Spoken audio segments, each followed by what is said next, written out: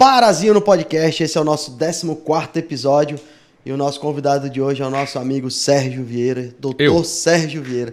Obrigado pela presença, Tamo junto. Fico muito feliz aqui e honrado para a gente fazer esse bate-papo, fazer essa conversa, falar um pouco da sua história. Vamos lá. E falar também um pouquinho mais da parte técnica do advogado, né? Bora, estamos aqui para isso. Então, seja bem-vindo. Se apresente, Sergião veio de onde, para onde? Esse começa o nosso Parazinho no podcast. Pô, vai demorar umas 3 horas de papo, então, só para apresentar. Tá ótimo. Vamos lá. Sérgio Vieira, 39 anos, advogado, pai do Enzo, marido da Gabriela. Nasci em São Paulo, cresci em Salvador. Estou em Manaus desde 2010. Sou sócio da Nelson Fênix Advogados, o maior escritório de direito da América Latina. Faço a gestão da filial do Amazonas. A gente tem 232 pessoas aqui em Manaus, trabalhando para Manaus. E nacionalmente os números são significativos. Quase 3 mil colaboradores, 600 mil processos ativos na carteira e o único escritório com presença física, com escritório próprio em todos os estados da federação. Então, resumidamente, depois a gente vai aprofundando, esse sou eu. Legal, pô, seja bem-vindo, Sérgio, mais uma vez. É muito legal ver essa trajetória toda, né? Eu digo assim também que meu pai tinha espírito de cigano e foi pulando, né? Saiu de São Paulo, Bahia, São Paulo, Belém, Manaus. Recife, Belém, Manaus. E toda essa trajetória a gente acaba tendo uma bagagem, né? E tanto de cultura como de conhecimento mesmo técnico de tudo que a gente passa. Hoje, como advogado, né? De formação, atuante, tudinho, você acaba atuando em quais áreas? Assim, qual a pegada do Sérgio? Onde você atua mais? Onde você gosta mais de atuar? Como é que... O escritório, Rafa, tem todas as áreas do direito. Eu não gosto de falar que a gente faz tudo, porque quem ouve entende que não faz nada. Quem diz que faz tudo, tá? Um exemplo prático que a gente dá para exemplificar, pensa aí num complexo hospitalar, um Albert Einstein, de exemplo. Quando você chega lá sem saber o que você tem, você vai para uma triagem, alguém tira a tua pressão, mede a temperatura e manda fazer os exames básicos, exame de sangue e tal. Se for alguma coisa simples, você vai para o clínico geral, ele te receita algum remédio e você vai embora. Se for um problema cardíaco, lá dentro tem um cardiologista. Se for um problema cerebral, lá dentro tem um neuro. Se for um problema muscular, tem um ortopedista. E assim sucessivamente. Então, paralelo com esse exemplo, a gente é um complexo que você passa lá dentro por um clínico geral e a depender do problema você é encaminhado para algum profissional específico daquela área. Então, o escritório faz todas as áreas do direito. O Sérgio, pessoalmente, eu toco alguns assuntos. Meu papel é muito mais de gestão de pessoas, de equipes, de processos e procedimentos, relacionamento com o mercado, prospecção, fidelização. Mas eu não abro mão da parte técnica. Então, eu faço parte de direito civil, que aí engloba contratos, famílias, sucessão, parte de planejamento societário e sucessório. A gente tem um conhecimento em Zona Franca, parte tributária, que é o diferencial do estado, da região, que são os tratamentos diferenciados em relação aos tributos. E todos os outros assuntos passam por mim, mas eu encaminho para algum profissional específico a parte técnica. Acaba direcionando ali dentro, né? Exatamente. Bacana. Quando a gente fala da questão do Amazonas, é um país dentro do Brasil, né? Você vê que essa questão tributária, que a gente tem que estar muito bem alinhado, porque pode sofrer algumas consequências lá na frente, né? E trabalhando nessa... A gente fala muito de tributário em relação à Zona Franca, fala-se muito do PIN, Polo Industrial de Manaus. E tem muita gente que não faz ideia o que seja isso, tá? O Decreto-Lei de 288, ele é de 1967, entrou em vigência em 1968.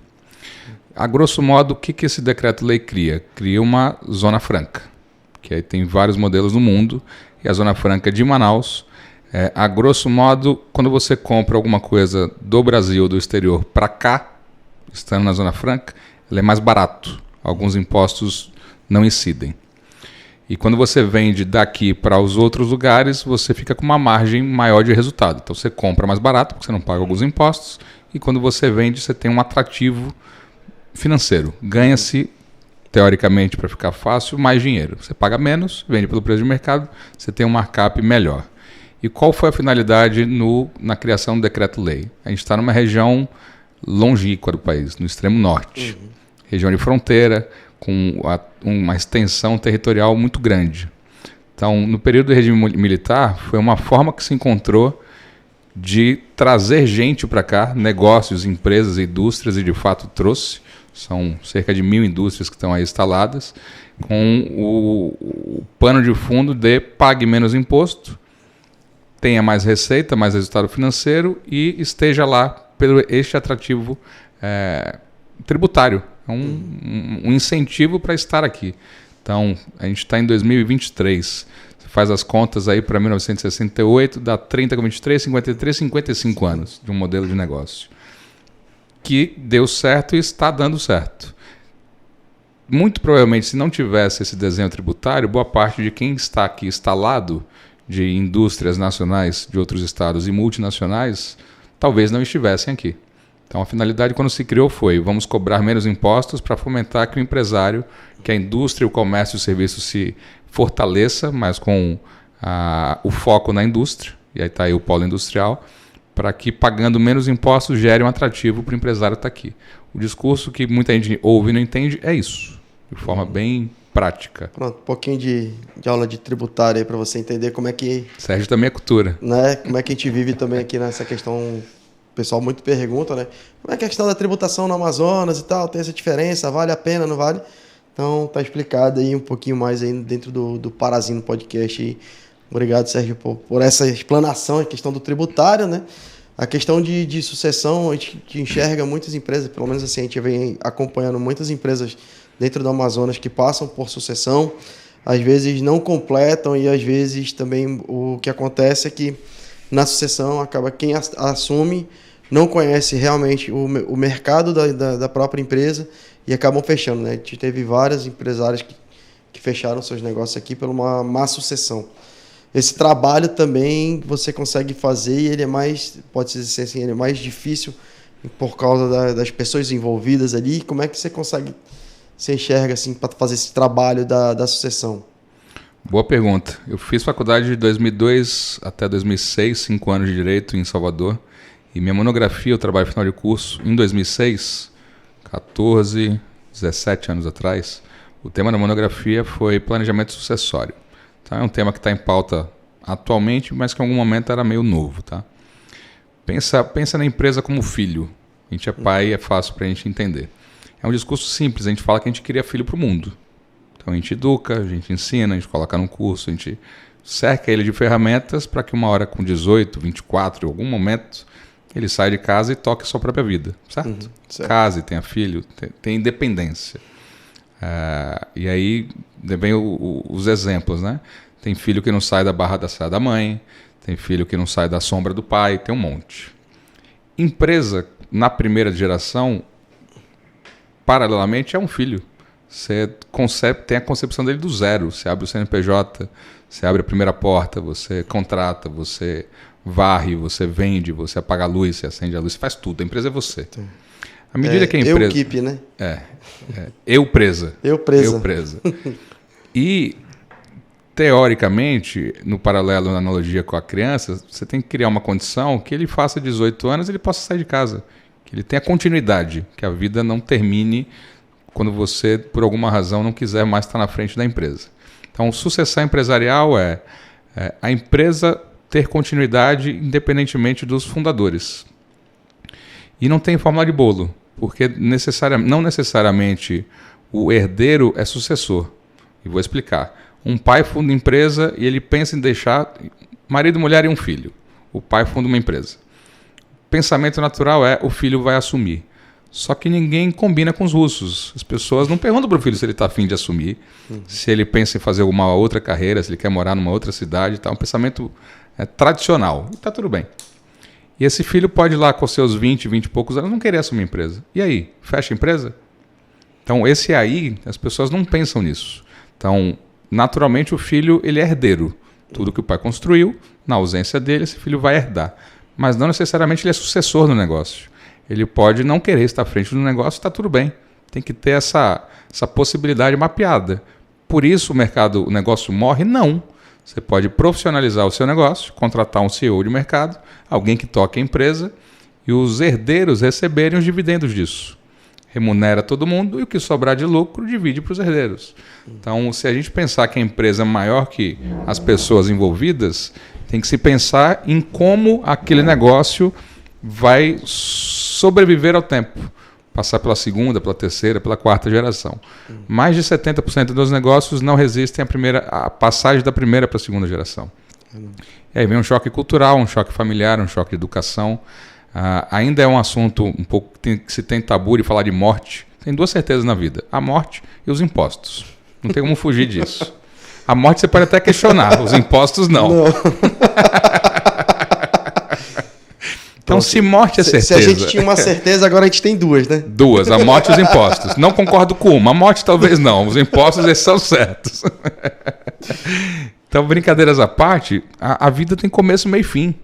O negócio não precisa ter começo, meio e fim. Tem empresas centenárias, tem empresas com 500 anos, milenárias. Se a gente olhar mundo e pensar em alguns negócios, não vou dar nome nem para valorizar ninguém, nem para menosprezar, mas negócios que estão na terceira, quarta, quinta geração e negócios que não tem mais família dentro do negócio. São famílias que são donas de ações, donas de uma parte daquilo ali, mas que o negócio é profissionalizado.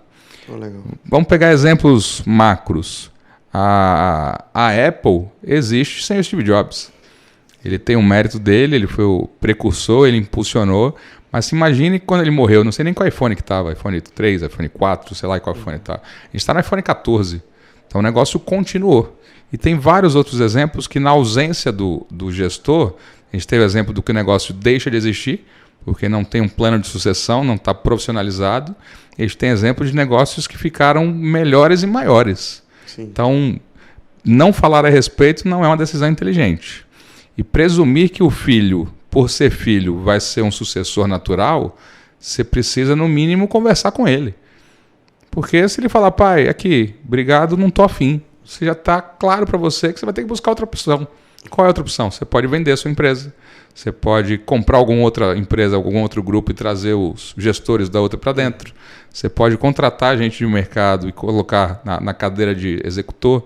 Tem algumas coisas que precisam ser feitas. Sim. Não quero fazer nada a respeito. Aí vem a brincadeira de quem vier por último apaga a luz. E aí a reflexão é essa. O empreendedor, o empresário passa boa parte da vida focada no negócio. Planta, rega. É porque a fábula é muito simples, né? É. Planta, rega, cresce, colhe. O ciclo parece que é assim. Não, é planta, rega. E rega mais um pouquinho, né? Alguma hora cresce, aí vem o vendaval, desfaz tudo. Aí cresce de novo, vem a tempestade, desfaz tudo. Rega, cresce. Depois de muito tempo, de algum tempo, começa a se colher isso. E você não ter cuidado com o que vai acontecer depois da sua ausência, pode ser morte, pode ser que eu não estou afim mais, completei a idade tal, quero viver um pouco, tá tudo certo. Cansei, né? Cansei, quero fazer outra coisa, quero viajar, quero ficar em casa, quero não ter a obrigação de ir para a empresa, vou se eu quiser, não tem nada de errado. Você fica lá 25, 30, 40 anos, você tem direito de uma hora falar, não estou afim de ir de segunda a sexta mais, já fiz a minha parte, a empresa precisa continuar. Então não falar a respeito de um negócio que você rega. Alguém vai lá e tira fora e você faz. Não faz sentido, Rafa. Então, é um assunto. Não é para. Como é que é isso, essa questão da sucessão? Sim. Não é para ser um assunto desconfortável, não é para ser um assunto tabu, não é para ser nada disso. Porque as pessoas vão morrer, fato. A pandemia serviu para muita coisa positiva, inclusive. Muita gente ficou temporariamente afastada do negócio. Internado, entubado. Em quarentena, sem poder tocar os negócios. E muita gente morreu. Então, apesar de ser um assunto certo, os 2 anos que a gente passou no auge, os números de mortos diários era chocante, e era mesmo. Então, uma pessoa estava num dia bem, 2, 3 dias depois morreu. É certo, mas ainda choca. Então, vamos deixar para que quem vier por último apague a luz? E a analogia pode não ter ninguém para apagar a luz. Então, tem que ter até quem apaga a luz. Na minha ausência, quem vai lá apagar a luz da empresa? Tem que ser pensado nisso, né? Tem que ser conversado. Tem que ser conversado. Então, é algo muito simples, mas, por exemplo, isso eu converso com alguns amigos de vez em quando, é o seguinte. Na sua ausência hoje, alguém sabe todo o seu ativo e seu passivo?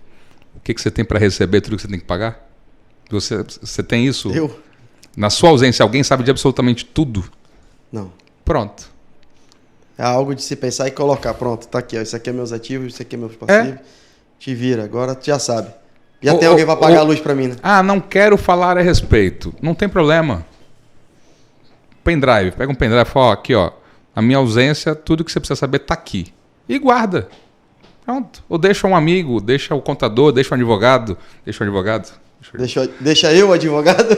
Deixa alguém com informações suficientes para a sua vida empresarial e pessoal não parar. O boleto continua vencendo, a folha de pagamento continua vencendo. Quem mora alugado tem que pagar aluguel. Quem é proprietário tem que pagar condomínio, precisa pagar IPTU.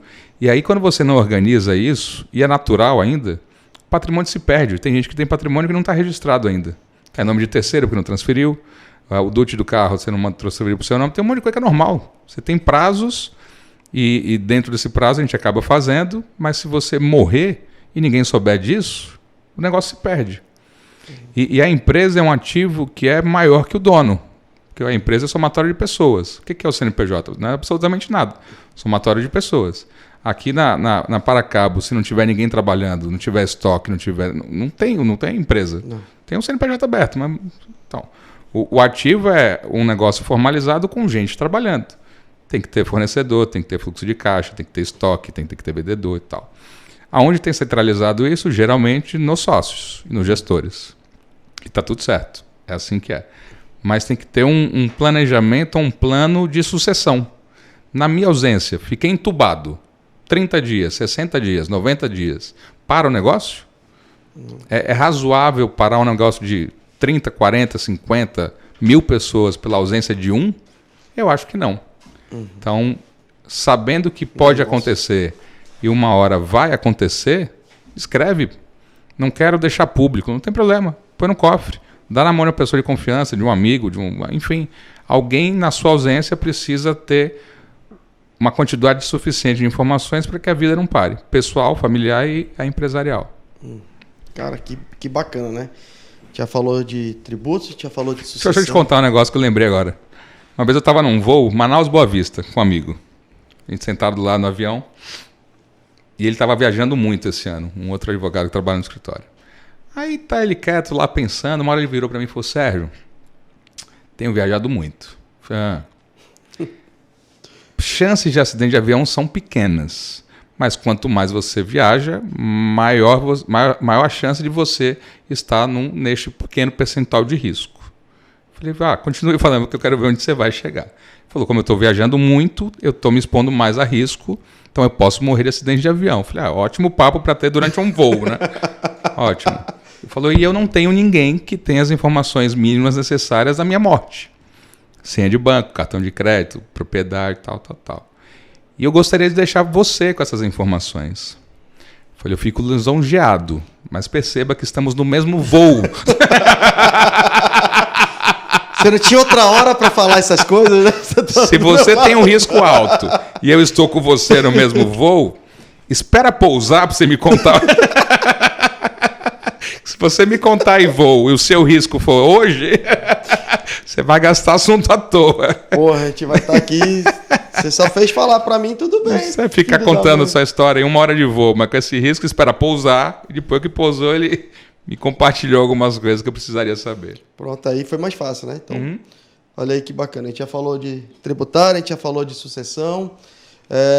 Hoje em dia a gente pensa assim, né? A gente vê no mercado acontecendo a criação de muitos grupos, né? Muita questão que eles chamam de holding, né? Que você também tem tratado muito isso, né? Essa criação para poder até... Aí tem as questões legais em relação quando você se cria uma holding, né? Conta pra gente agora, bora falar um pouco disso. Eu gosto de linguagem simplória, tá? Linguagem corintiana. Holding é igual a CNPJ. Quando todo mundo falar holding, entenda, uma empresa para isso. Um CNPJ central para tudo. Um CNPJ. O que é uma holding? É um CNPJ. O empresário rega. Natural. Em algum momento, quando começa a dar frutos, é natural também que se confunda patrimônio da empresa com patrimônio dos sócios ou da família. Então, mistura-se ali. Paga-se conta da casa no negócio, paga-se conta do negócio na casa, vira uma confusão, porque em algum momento não se tinha muito o que se administrar, não tinha recurso, não tinha patrimônio, e à medida que vai crescendo, não se organizou. E é assim que funciona. A empresa tem vida própria, contas a pagar e contas a receber. O fruto disso é lucro, sai disso e vai para o sócio. Quando o sócio não organiza isso, ele deixa esse patrimônio que ele construiu há muito sangue, suor e lágrimas vinculado ao risco do negócio. Tributário, trabalhista, credores. Então, qualquer passivo que o negócio tiver, o patrimônio do empresário tem risco. Uma organização é pegar todo esse resultado do trabalho e colocar num outro negócio, que é a tal chamada holding. Então, minha empresa gera resultado financeiro, eu tiro de lá e coloco num outro CNPJ. Isso não é para fraude a credor, isso não é para esconder, manipular, não tem nada de legal nisso. Isso é uma organização societária e sucessória. Então, o fruto do meu trabalho é meu e eu não vou deixar isso num risco incondicional.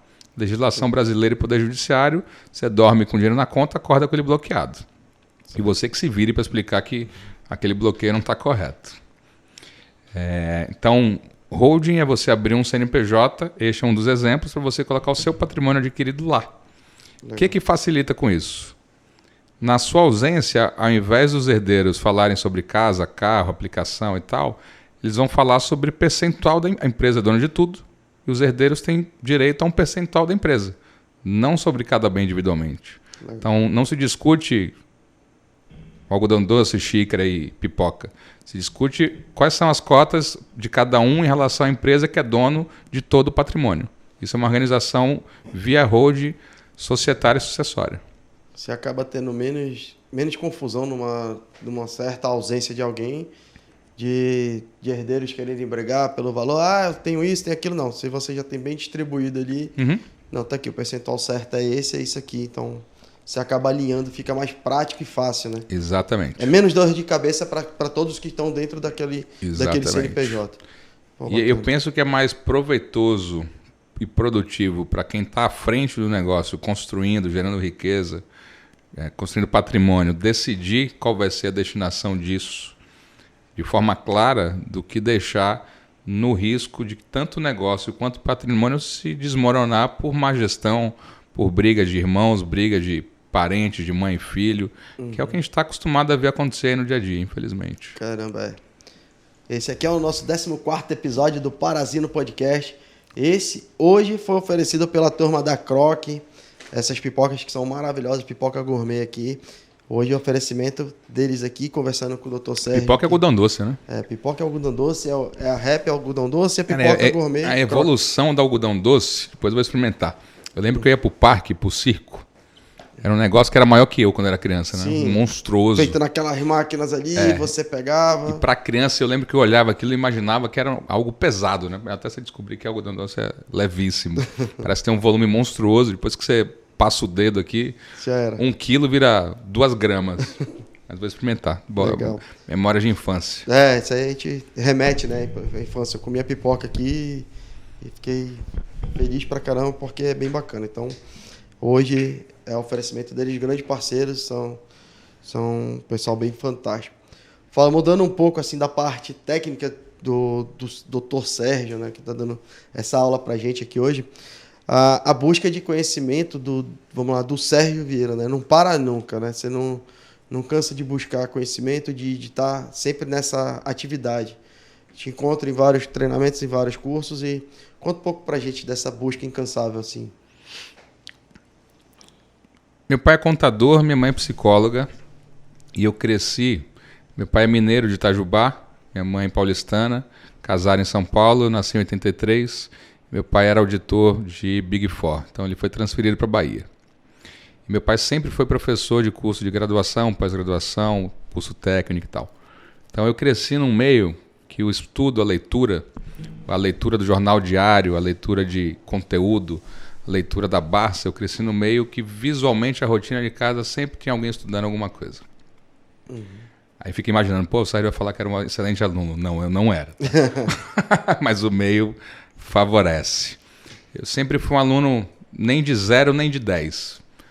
7, 8, 9. Nunca repeti de ano, mas já fui para recuperação algumas vezes geralmente na matéria, nas exatas, matemática, física, química. Não sei nem se física e química é de exatas, mas deve ser. Mas tudo que envolvia número, cálculo, lá pela 7ª, 8ª série eu comecei a tomar pau, mas nunca reprovei. E sempre tive facilidade com as matérias de humanas, português, redação, geografia, história, enfim. Facilidade em tratar com gente. Até hoje, né? Até hoje. Mas cresci no meio que o estudo sempre foi fomentado e exemplo dado. E a gente é obrigado a escolher muito cedo, Rafa, que carreira a gente quer seguir. É uma decisão de extrema importância, com um peso monstruoso, que é colocado nas costas de um moleque de 16, 17, 18 anos. E eu escolhi direito por exclusão. Sérgio, você desde criancinha queria ser advogado? Não queria. Não tenho nenhum advogado na família, nenhuma pessoa próxima, ninguém de referência e tal. Como é que foi minha escolha? Pai contador, mãe psicólogo, não. Como é que foi minha escolha? Como é que foi minha escolha? Com 14 anos fui trabalhar de office boy no escritório do meu pai, que era de contabilidade. E aí dos 14 aos 18 eu trabalhei lá. Entrei office boy, virei faz tudo, auxiliar de qualquer coisa. E aí, lembra que eu falei que eu ia para recuperação de matemática, né? Trabalhando no escritório de contabilidade. Meu pai mandava eu fechar uns números lá. Eu nunca entendi porque crédito é débito é crédito. Até hoje eu não sei. Na contabilidade. E eu ia fechar os números, calculadora era muito moderna na época. Calculava e saía a bobina aqui com os númerozinhos. Pum, pá, e eu fechando os números. E no final dava diferença de 3 centavos. Aí meu pai falava, tá errado, refaz. Eu falei, não, pai, deu 3 centavos de diferença. Ele falou, não, contabilidade é exato, tem que dar 0. Eu falei, eu pago os 3 centavos. Ele falou, não, pode refazer que tá errado. Eu descobri que eu gosto de matemática, eu só não sei.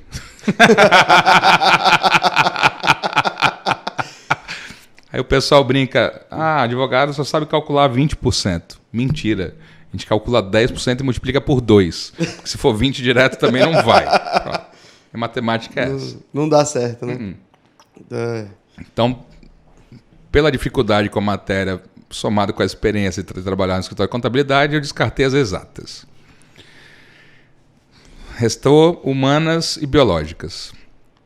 Biológicas eu passo mal doando sangue. Eu fui convidado a não doar mais sangue no banco de sangue da Bahia porque eu passei mal lá. Toda vez era dor de cabeça. Falta sangue no banco, eles pedem pelo amor de Deus que as pessoas irem doar. Eu ia e em algum momento eu desmaiei lá. Então descartei a área de saúde. Restou as humanas. Psicologia, história, direito, geografia e tal, um monte de coisa ali dentro. Das matérias, das cadeiras, a grande maioria é tido como um ensino superior para a área acadêmica, para lecionar, dar aula. Claro que tem exceção, né? Mas na minha era assim. E aí, de todas as opções, restou psicologia e direito. Minha mãe era psicóloga, eu falei, vou fazer direito. Foi assim. Tem um contador. Tem um contador, não quero. Médico ganha bem, não quero que eu passo mal se eu ver sangue. Psicologia, tem minha mãe também, não quero. Então eu vou fazer direito. E fui fazer direito e tem dado certo, tá? Desde 2002, quando eu entrei, tem dado certo. Por que você... lembrei a pergunta, a área de estudo. E eu sempre estudei em colégio particular, a faculdade foi particular, apesar de ter passado várias dificuldades financeiras num bom período, mas nunca me dei ao luxo de repetir de ano, de não dar o valor proporcional ao investimento. Porque ensino, educação, mesmo que seja pública, tem alguém pagando essa conta. Quando ele é privado, sai diretamente do bolso da família ou do seu mesmo. Sim. E não é uma decisão inteligente você queimar dinheiro em momento nenhum da vida.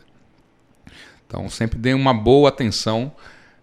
Nunca fui CDF, sentar na frente, até porque eu sou grande demais, para não atrapalhar a turma. Nunca fui o cara de 9,5, 10, mas nunca fui o cara de 3, 4. 7, 8, 9. De vez em quando aparecia um 10, de vez em quando aparecia um 5, 6. Se perdia ali, né? Tem alguma coisa perdida. E aí quando você sai da área acadêmica e vai trabalhar, tem um abismo entre teoria e prática. Isso serve para qualquer área. Tem muita coisa... Para que serve a tabela periódica para você hoje? Para mim, nada. Pronto. Esse exemplo serve para qualquer coisa.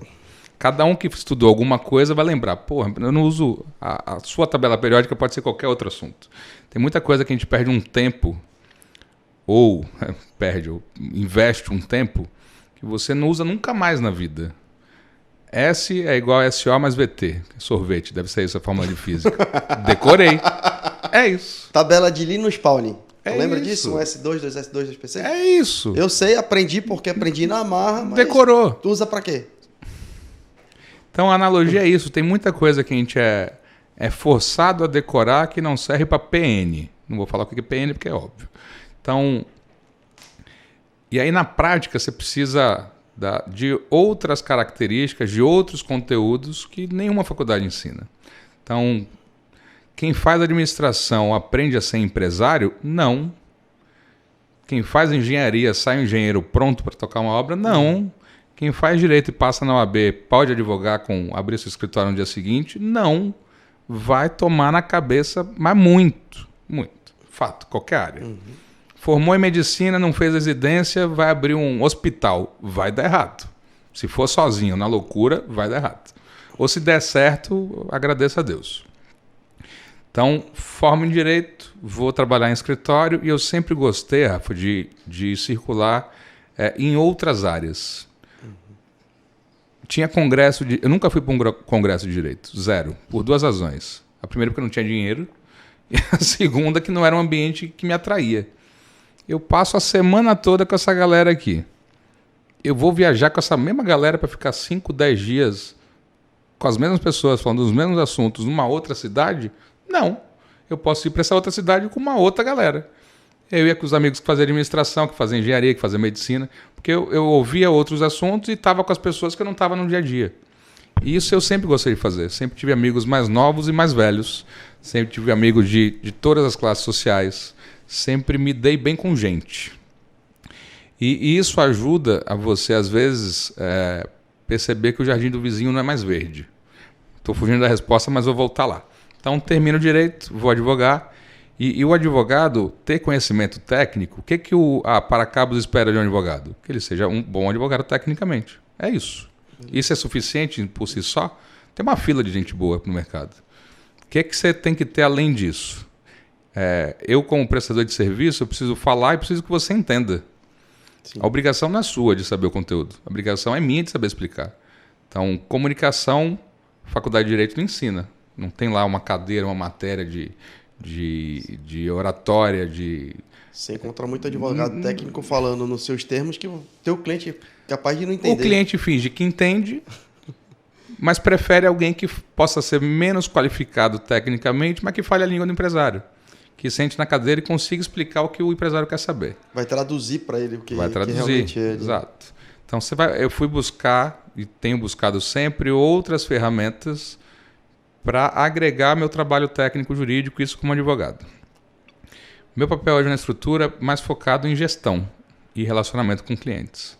Se eu for falar termo técnico e latim, a pessoa até escuta, mas não vira nada. Lidar com gente, ninguém ensina também. E no final do dia, tudo é sobre pessoas. Pessoas conectam com pessoas. Eu só trato com empresa. Mentira, alguém precisa assinar o papel. Eu sou o cara de TI. Beleza, você vai trabalhar para quem? Você pode até trabalhar remoto, mas alguém precisa te contratar. Tem alguém do outro lado. Alguém vai passar por gente. Não gosta de gente. Azar o seu. Aprenda a lidar. Você pode não gostar, mas se você não souber lidar, você vai ter um problema. Com a sua esposa, com seu marido, com seu chefe. Hoje, conversando com as pessoas, né, principalmente assim, a equipe comercial, eu digo assim, que sua maior ferramenta de venda hoje não é ter um produto muito bom na prateleira, é relacionamento. Hoje, a tua melhor venda é com relacionamento. Então, quando você sai do teu ambiente, não vou para uma convenção só de advogados, vou para uma convenção ou para pegar um treinamento de outra área, você acaba absorvendo muito mais coisa, gerando um relacionamento muito maior e conhecendo muito mais pessoas, né? Hoje em dia, a gente brinca que a ferramenta é essa, né? Relacionamento. Semana passada eu ouvi uma palestra, um bate-papo do João Adib, lá, o CEO da CIMED. Ele falou um negócio que foi muito certeiro. Quem não vende, ajuda a vender. Não sou do comercial, sou do back-office. Se o trabalho for mal feito, você prejudica o time de vendas. Eu sou do faturamento. Se acumular trabalho, você prejudica o time de vendas. Eu sou do estoque. Se você não entregar o que o cara vendeu, você prejudica o time de vendas. Então, quem não vende, ajuda a vender. Não sabia. Então, se conscientize que seu papel, de alguma forma, é ajudar a vender. Produto ou serviço, você está na linha de vendas ou não ajudar a vendas. Então, caí na cadeira de sócio-diretor, para tocar de gestão de negócios. Tudo que eu não sabia. Faturamento, contas a pagar, receber, folha de pagamento, fornecedor, gente, relacionamento com o cliente. Tudo que faz parte da cadeira de um gestor. E eu não tinha as ferramentas necessárias. O que eu fiz? MBA de gestão e negócios. Foi o suficiente? Não. Eu vi um monte de teoria. Pronto. Teoria está no Google, está na Barça, está no livro. Só que ali tinha trocas práticas de assunto e 80% ou mais de quem estava fazendo o MBA eram pessoas que estavam tocando os próprios negócios. Já estavam fazendo o que eu ia começar a fazer, o que eu estava fazendo há pouco tempo. Então, conectando com gente, e aí volto para o ativo de gente, você encurta o caminho. Se você pegar a teoria e quiser aplicar 100% da letra fria na prática, talvez não funcione. Talvez precise de alguém te explicar como que você faz para aquela teoria funcionar na prática. Então, eu venho buscando outros conteúdos. Tem soft skills e hard skills, né? Tá na moda falar isso. Hard skills é o conhecimento técnico ali que você tem e as soft skills você adquire. São as outras ferramentas de trabalho de destaque. Hard skills você compra. Soft skills você desenvolve. Você pode até comprar, mas você tem que botar na prática. Então, desde sempre, pré-faculdade, durante a faculdade e pós-faculdade, eu sempre tive fora da bolha. Na verdade, não é que eu saí da bolha, eu nunca entrei. Tem uma galera que está lá na bolha, né? Formou e ficou lá preso e funciona muito para o meio acadêmico. Então, formou em Direito, quero dar aula. Você vai se dar muito bem na bolha. Você vai ser indicado pelos colegas, você vai dar aula em faculdade, você vai fazer pós-graduação, doutorado, mestrado, pós-doc e assim sucessivamente, e tá tudo certo. Vai viver nesse mais do mesmo sempre ali, né? Eu optei desde cedo a ser advogado. Então, faculdade de Direito forma bacharel, não forma só advogado. Então, 5 anos, todo mundo é bacharel em Direito. Depois que você é bacharel em Direito, abre um leque infinito de oportunidades. Você pode ser delegado, você pode ser juiz, pode ser promotor, defensor público, você pode ser professor, você pode não fazer mais nada e sou bacharel, tchau. Vários concursos que o pré-requisito é ser bacharel em Direito. Então, muita gente faz para poder fazer esses concursos. Tem outros concursos que exigem ser advogado, e para ser advogado tem que ter aprovação na OAB e algum tempo de experiência. Então, tem gente que faz Direito, passa na ordem, trabalha um tempo para poder fazer concurso. E tem uma parcela que decide fazer Direito para passar na OAB e ser advogado. Eu estou nessa caixinha. Sendo advogado também é infinito. Você pode abrir seu escritório, você pode trabalhar para alguém, você pode ser sócio, você pode ser um advogado interno de uma empresa, você pode um monte de coisa.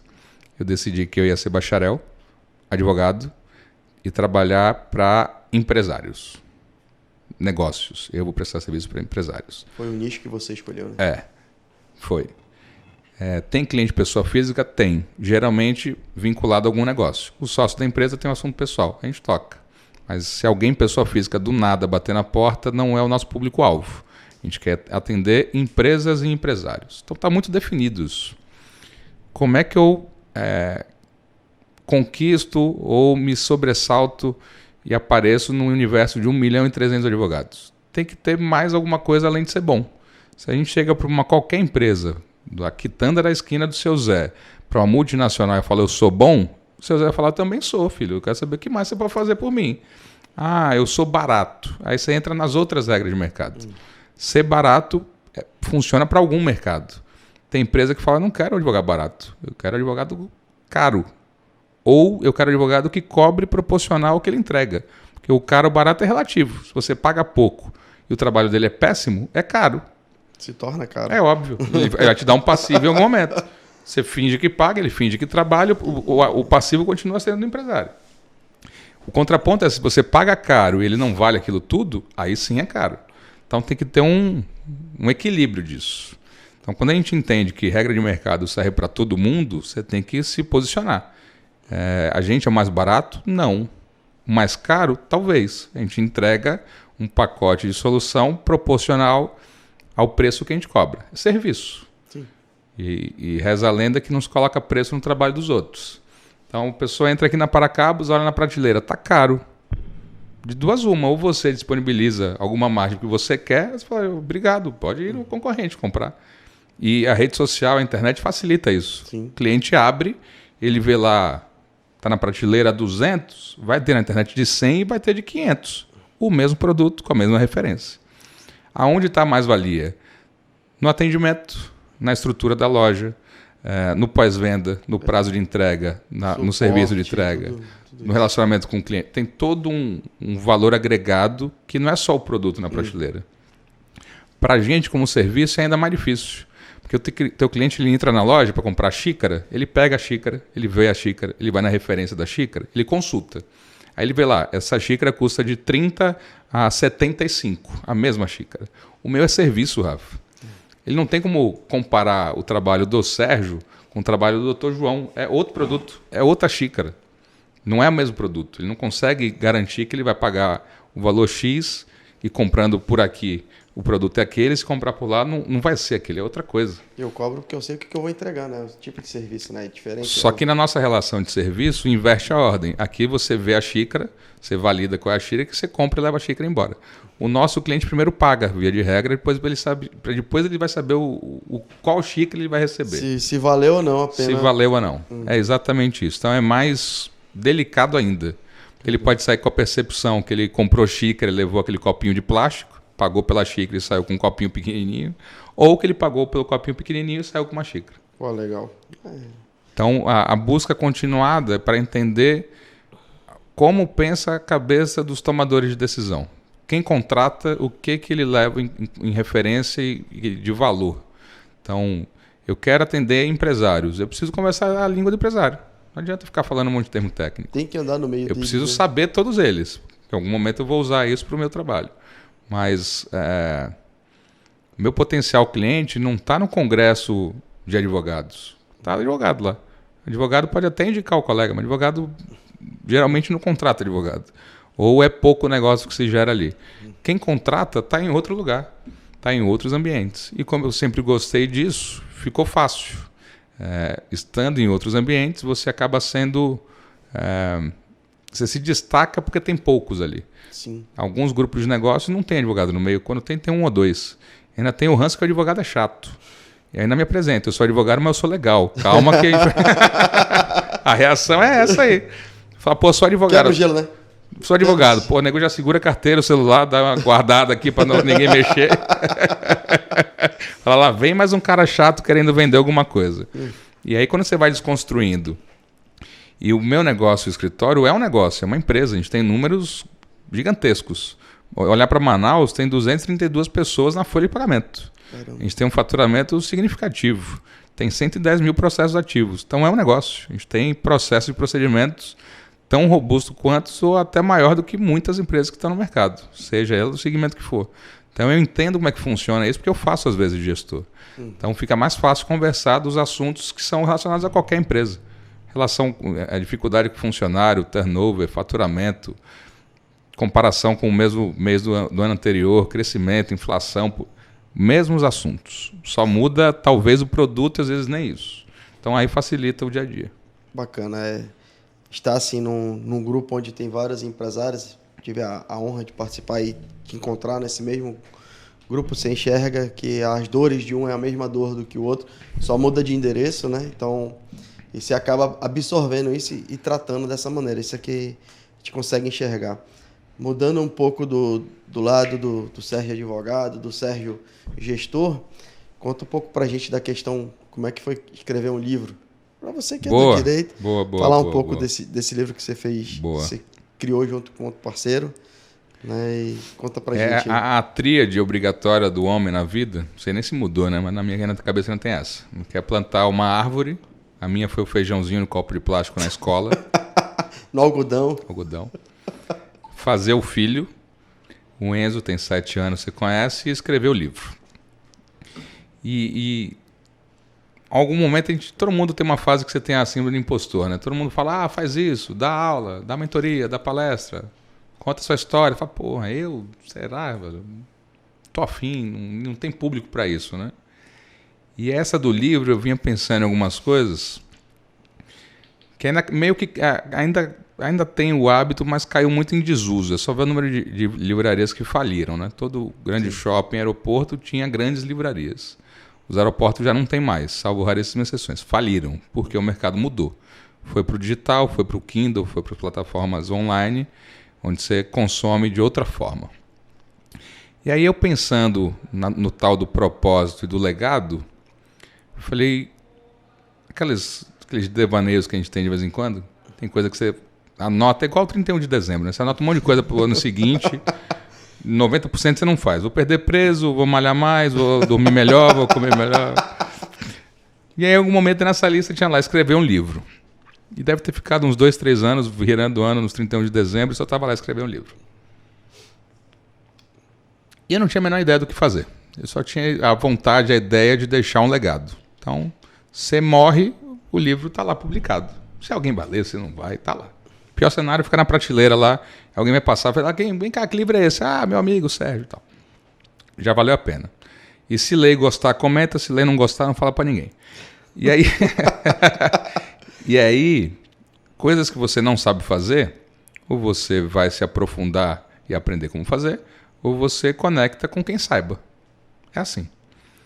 Não tem com quem conectar. Compra, paga o espaço. Vai atrás de onde essa pessoa está, compra um espaço, compra um ambiente, compra uma mentoria, compra um curso, compra qualquer coisa e conecta. Eu tive a sorte de já ter um amigo, o Bruno Bon, que já tinha escrito outros livros. Eu tinha uma ideia e não sabia o que fazer. Só que eu já tinha qual era o conteúdo do que eu queria escrever. Sobre planejamento, resiliência, superação, muito mais sobre jornada do que parte técnica. Não tem nada de técnico o livro. Chama Filosofia de Sucesso na Advocacia, mas não é exclusivo para advogado, serve para qualquer pessoa. Como ele já tinha escrito, falei, Bruno, aqui, quero escrever um livro, o conteúdo já sei qual que é, não tenho a menor ideia de como fazer isso. Ele falou, Sérgio, sugestão, já estou escrevendo o livro, o conteúdo é muito parecido com o que você quer. Se quiser, a gente faz em qual autoria. Pronto. Match. Pronto. Então, aí vem vários insights. Network, um relacionamento que eu já tinha. Você ser claro com o que você quer e perguntar, que eu não sabia o que fazer. Não sabia o que. Eu ligo na editora, eu pago para alguém, eu não te fazia a menor ideia. Vou no Google, escrevo como publicar um livro. Faz ideia. Antes do ChatGPT, né? Faz ideia. Meu amigo já publicou um livro, ele já sabe como é que funciona isso. Ele já passou pela dificuldade de achar editora, negociar preço, valor, prazo. Já tem o caminho das pedras pronto, ali, fica mais fácil. Pronto. Só que tem gente que é muito orgulhosa, fala, não, eu vou fazer o meu. Faz o seu, pô, mas você precisa tomar na cabeça até aprender sozinho, pô, vira pro lado e pergunta. O pior cenário é a pessoa falar, não vou te ajudar, me deu um baita trabalho e você que se vire. E se a pessoa te falar isso, não é para ser seu amigo, é um grande filho da puta. Depois você corta isso da edição. O natural é mais legal. Fica legal, fica legal. Graças a Deus o Bruno não foi um grande filho da puta. As pessoas têm vergonha, medo ou a falta de hábito de pedir. Isso é muito simples. Pede, porque a chance é do sim. Não sei fazer. Pergunta. Ah, será que ele vai responder? Dê essa chance para a pessoa que você quer perguntar. Não decide você. Pô. Não sei como publicar um livro. Google, não consegui. Você conhece alguém que já publicou um livro? Conheço. Liga pro cara e pergunta. Qual que é a dificuldade disso? O que vai dar de errado? Não vai mudar nada. Você falar, não vou te ajudar, não mudou nada. Você continua sem saber como publicar o livro. Continua pesquisando. Continua pesquisando. Então, falei pro Bruno, você já tem um livro, eu quero publicar um livro, o conteúdo é esse, o que eu faço? Falou, já estou escrevendo o livro, o conteúdo é muito parecido. Quer fazer junto? Pronto, match. Pronto. Deu certo. Então, a tríade completa. E é bem simbólico, tá? Porque a gente fez questão, tem o e-book, o digital, mas tem o impresso. Porque, para mim, ainda faz sentido deixar alguma coisa material, palpável, né? Palpável. Legal. Não que o digital não seja, num outro formato. Então, o Enzo tem 7 anos. Quando ele tiver 70... talvez ele passe em alguma livraria com o filho, com o neto dele e fale aqui, ó, livro que meu pai escreveu. Porra, é do caralho. Teu avô, teu bisavô. Assim vai passando. E pode ser que não seja mais físico daqui a, sei lá, 63 anos, mas vai estar em algum lugar. Publicação de 2022. Foi 2022? Acho que foi. Foi 2021, nem lembro mais. Acho que foi de 21 para 22, hein? 21, agosto de 21. Tá lá, vai ter o livro, tá eternizado. Então, a gente, é uma forma de deixar um legado. Cara, que bacana, né? A gente já passou por uma jornada aí de vários assuntos. Essa do livro é legal, fecha a tua tríade, né? Dessa questão. questão do legado do propósito, Rafa, só para terminar, deixa assunto, se quiser a gente puxa outro. As pessoas perguntam qual é o legado e qual é o propósito. Né? O propósito é porque você faz e o legado é o que você já fez. E tem gente que fica ouvindo e fala, pô, não fiz nada ainda. Não tem problema. Quando você não morrer, você pode fazer alguma coisa. E todo mundo já fez alguma coisa. Tá? O propósito, o legado não muda, porque o legado você já fez. O propósito é por que você sai de casa todo dia. E tem gente que não tem consciência de qual é o propósito, tá tudo certo. E o propósito vai mudando ao longo da vida. Quando você é solteiro, o propósito é um. Quando você casa, o propósito é outro. Quando você tem filho, o propósito é outro. Quando o negócio quebra, o negócio é outro. Quando o negócio está saudável, vai mudando. E está tudo certo. E para quem é pai, quem é casado, para tem outras razões, o propósito, as pessoas falam que não, eu quero deixar um mundo melhor para o meu filho. Frase linda. Meu propósito hoje é deixar um filho melhor para o mundo. Isso é bonito. Presta atenção. Vai dar um recorte legal. Se todo mundo deixar filhos melhores para o mundo, a gente vai ter um mundo melhor para os nossos filhos. É óbvio. Sim. Só que a gente quer a solução macro. A gente quer que o governo dê escola, educação, saúde, segurança. A gente quer que o bairro tenha limpeza, segurança, saneamento e tal. A gente sempre quer que alguém faça alguma coisa. Isso é um ranço cultural e bem do brasileiro, tá? Se a gente viaja no mundo aí, as pessoas não têm... Geralmente, diarista em casa, empregada doméstica, motor, não tem nada. Os serviços básicos, via de regra, as pessoas fazem. E aqui a gente cresce no meio que alguém faz pela gente. E é confortável. Mas você entra numa zona de conforto. Então, quando você pensa em criar filho, a gente sabe que não é fácil. Pô. Você não sabe se você está sendo flexível demais ou duro demais. Você não sabe até onde sua paciência aguenta. Tem hora que você quer esganar o moleque e está tudo certo. Tem hora que você quer abraçar e beijar demais e não pode, senão deixa mole. Então esse equilíbrio é difícil. E também não tem manual. Né? Não é receita de bolo também não. Cada filho é um filho. Quando eu era moleque eu tomava cintada. Eu nunca dei um tapa no Enzo. E não é por ter trauma de levar cintada não. Tá tudo certo. Mas muda. Muda, né? Tudo muda, né? Mas aí eu fico pensando, pô, eu levei cintada e funcionou de alguma forma. Será que tem que dar cintada com esse moleque para ver se funciona? E aí você se pega ali naquele loop infinito. Por que eu estou falando tudo isso? Olha para trás e vê o que você já fez. Tem que ter alguma coisa positiva. Não tem ninguém que não tenha nada. Do servente, do porteiro, da moça do cafezinho, que tem importância essencial para o negócio, senão não funciona, o que está sentado na cadeira de CEO. Pronto. Algum legado tem. E o propósito é por que eu saio de casa todo dia. Se a resposta é eu saio por conta do dinheiro, só está faltando alguma coisa. Também tem a máxima que você corre atrás do dinheiro, ele corre de você.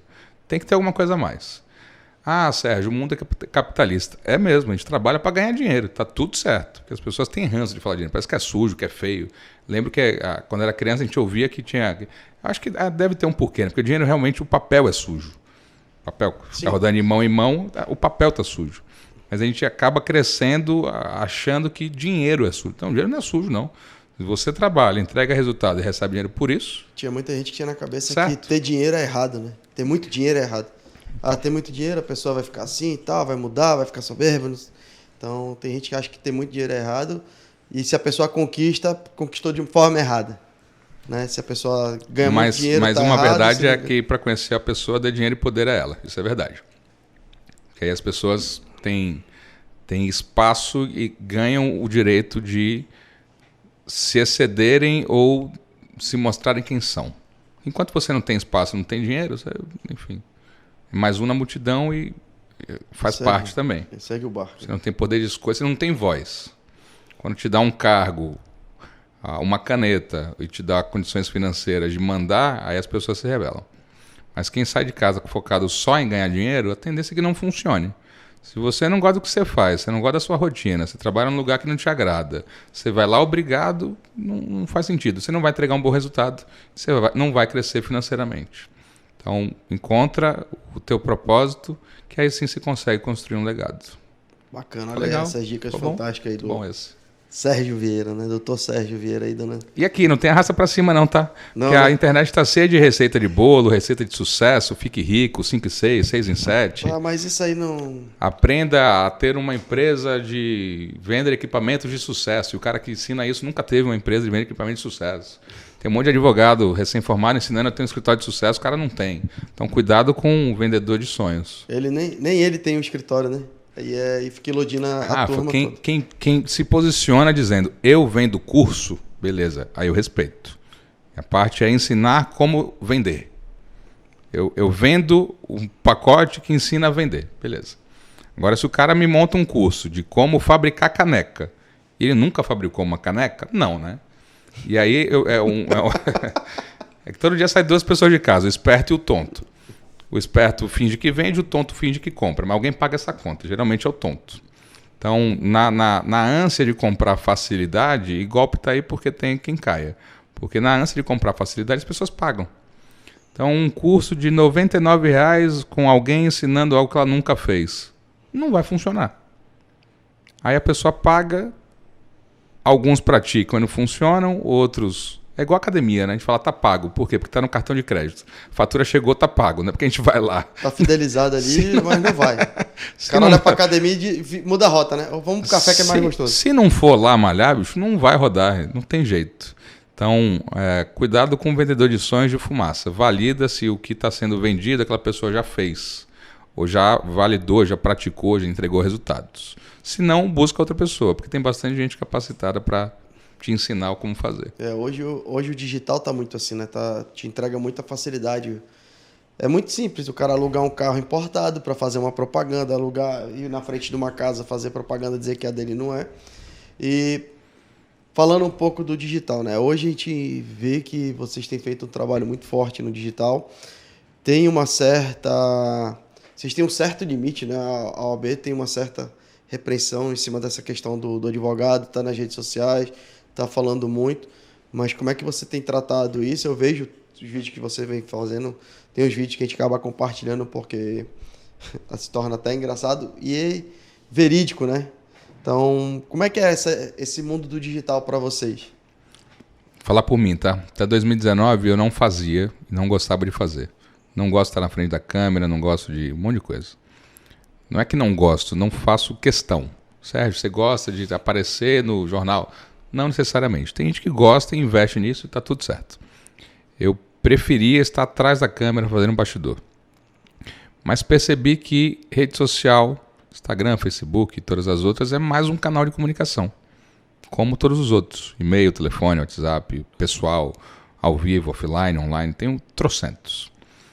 Então, pré-pandemia, eu percebi que caiu a ficha de a ferramenta está aqui, muita gente usa e é gratuito. Não preciso ter equipe, produção, ser convidado. Então, antigamente, para você dar uma entrevista, você tinha que ser convidado para um canal de televisão para ir num programa ao vivo. Ou numa rádio, né? Ou numa rádio. Então, era um negócio de outro mundo. Você virava atração turística para postar. Então, com o Instagram, por exemplo, primeiro teve Orkut, depois teve Facebook, depois Instagram, e tem um monte de plataforma. Com o Instagram, eu percebi o seguinte, está aqui, é de graça, eu posso não usar, eu posso usar como álbum de família, fechado e postar o que eu quiser, ou eu posso usar como canal de comunicação com o meu público-alvo. Então, eu pensei tudo isso e não fiz nada. Descobri. O que eu fiz? Nada. Fiquei um tempo maturando, faço, não faço. E aí vem todos os poréns. Tem muita gente vendendo fumaça, postando carro alugado e um monte de coisa que não é própria, com os tais fatores externos de riqueza, para iludir quem está do outro lado. Então eu falei, não vou fazer isso. Decidi não compartilhar muita coisa que seja íntima, pessoal. Então não tem, ou se tiver, vou ter que apagar, mas não é para ter. Então foto do Enzo com uniforme, compartilhando endereço de escola, questão de segurança, protocolo básico. Então meu propósito ali é falar, e aí é legal falar isso, eu falo no Instagram, o que eu gravo de conteúdo, de frase, de post, eu falo para não advogados. Pô, Sérgio, dá a impressão que é para advogados. É óbvio que eles entendem, é óbvio que o público entende. E quem está ali focado para ouvir pensando no próprio negócio, se for advogado pensando no próprio negócio, vai fazer total sentido. Mas o meu foco é eu falar para empresários que entendam que eu tenho conhecimento e rotina e vivência de todos os assuntos, de alguns assuntos com os quais eles também têm. Então lá a gente fala de resiliência, de superação, de jornada, de gestão de pessoas, gestão de equipes, de network, de marketing, não tem nada de jurídico. Não tem um post meu, um Reels que eu fale de algum assunto tecnicamente jurídico. Nada. Zero. Ah, Sérgio, então você não se comunica como advogado. Claro que não. Eu sou advogado 24 horas por dia, 7 dias por semana. E eu falo de assuntos relacionados ao que eu faço. Mas o público-alvo são não advogados, empresários, tomadores de decisão. Eu falo para esse público. Comunica com muito mais gente, graças a Deus. Então, advogados, tem muita gente que admira, pergunta, compartilha, comenta e tal. E no final do dia isso vai gerando um efeito exponencial. Então, estou batendo um papo contigo aqui hoje, talvez porque a gente tem uma relação pessoal, mas que você vê vez ou outra que eu falo de alguns assuntos que fazem sentido. E isso nos leva para lugares que não se imagina fisicamente, de alcance, de audiência, de conhecimento, de público. Sim.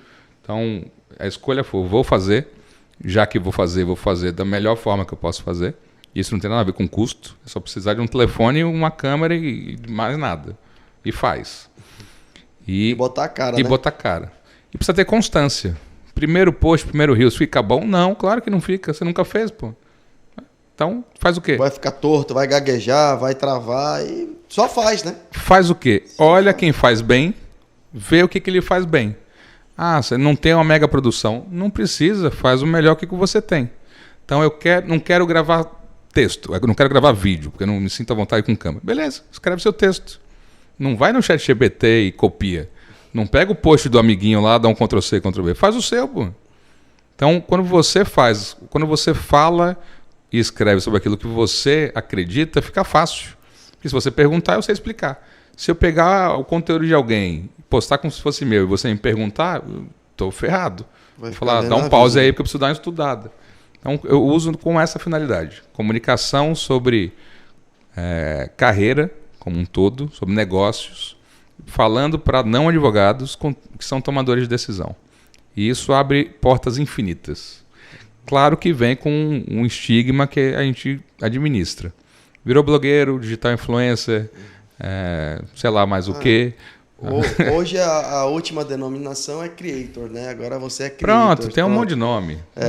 Já tá passei famoso. por isso, famosinho aí. Uhum. Que nem o blogueirinho da Paracabos, aí eu brinco, né? Cara, eu tenho que ser o digital influencer do meu próprio negócio. Se nem eu comunicar o que eu tenho, quem é que vai comunicar por mim? E é engraçado, Rafa, que quando você está fazendo e ninguém ainda reconheceu, quando você está fazendo sozinho, sem holofote, as pessoas mais próximas falam, pô, vem cá, virou blogueiro? Na sacanagem, na brincadeira. Alguns na brincadeira, outros na crítica negativa. Depois que dá certo de algum jeito, muda. Reposta uma foto minha, tira foto comigo, comenta lá no meu post.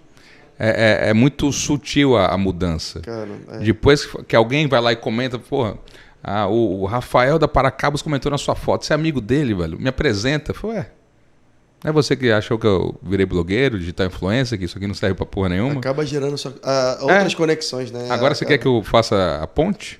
Então acho que é a frase não sei se é do Joel J, de alguém que eu vi recentemente. Quem não esteve com você na caminhada, não é para estar com você na linha de chegada, não, pô. Isso é bem simbólico. Uhum. Então, amigo a gente releva porque amigo serve pra gente sacanear. Amigo a gente desopila o fígado com ele, desde que seja amigo. Desde que seja amigo. Tem aquela brincadeira saudável. Sim. Mas a gente percebe quando é ácido. Porra, virou apresentador de podcast. Aí uma hora ele fala, pô, vem cá. Como é que tu vai me convidar pra ir lá? Como é que faz pra ir lá? Manda um direct. Que eu... Você quer participar? Manda um direct. Aqui, Rafa. Apresentadorzinho, blogueiro. Falei, tô fazendo trabalho. Depois de 6 meses, 1 ano. Falei, pô, vem cá. Meu concorrente foi lá. Como é que faz? Falei, então, né? Agora que tem patrocinador, tem apoiador, tem audiência, que as pessoas estão lá. Agora você quer ir. E tá tudo bem, é assim mesmo que funciona.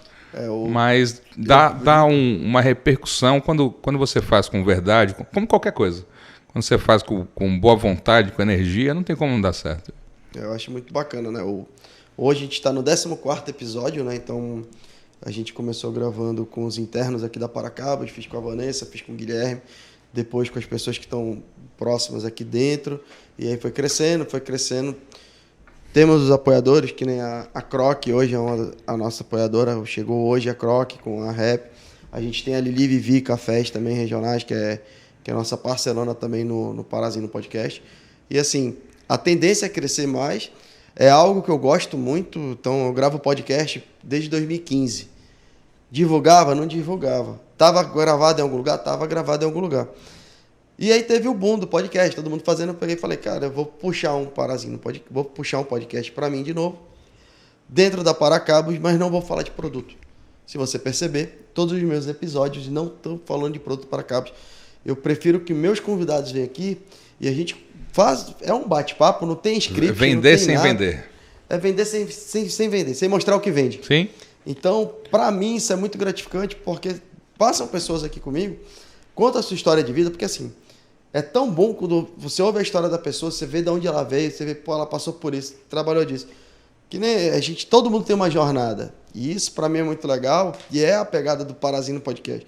Você vê, tem N conteúdos de podcast por aí, tem N conteúdo, tem várias pessoas fazendo, tem pegadas diferentes, mas essa é a pegada do Parazinho, desse bate-papo, de conhecer a pessoa. Mais leve, né? Mais leve, de saber de onde a pessoa veio. Então, isso é muito legal, né? Então, muito bom. Pra gente fico muito feliz com o que está acontecendo no 14º.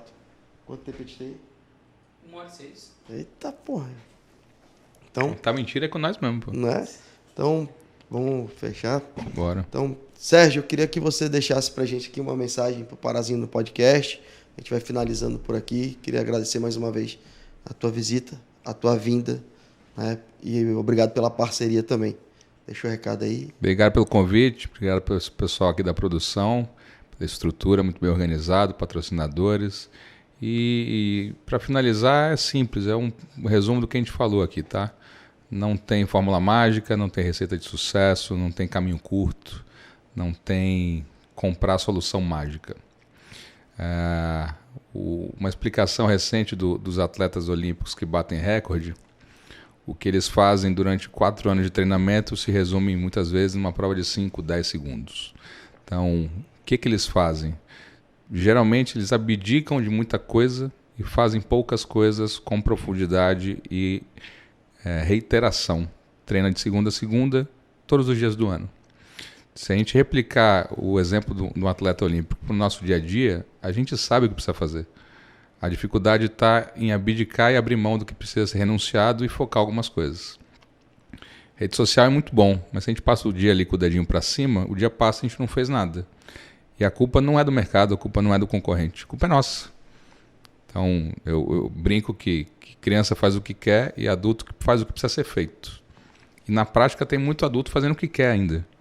E não entende que o resultado que ele tem é fruto das decisões dele, não dos outros. Então, se você fica em casa reclamando que as coisas não caem do céu, não cai mesmo. E ainda brinco que se um dia chover dinheiro eu vou estar dormindo, porque não dou sorte com as coisas muito fáceis, não. Então, esquece o jardim do vizinho e toma a rédea da sua própria vida. Não delegue para terceiros.